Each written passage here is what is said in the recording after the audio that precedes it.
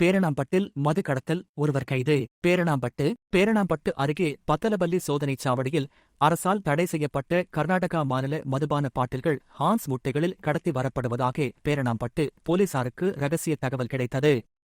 தகவலின் அடிப்படையில் வர்ணாம்பட்டு காவல் ஆய்வாளர் பிரபு தலைமையில் போலீசார் சம்பவ இடத்துக்கு விரைந்து சென்று வந்த காரை துரத்தி பிடித்தனர்.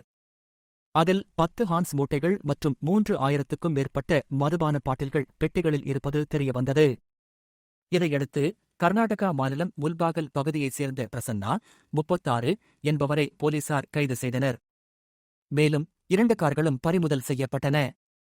இது தொடர்பாக மாவட்ட காவல் கண்காணிப்பாளர் மயில்வாகனம் நேரில் சென்று சம்பவ இடத்தில் ஆய்வு மேற்கொண்டார். மாவட்ட செய்தியாளர் KVR செய்திகள் வாசிப்பது மதன்ராஜ்.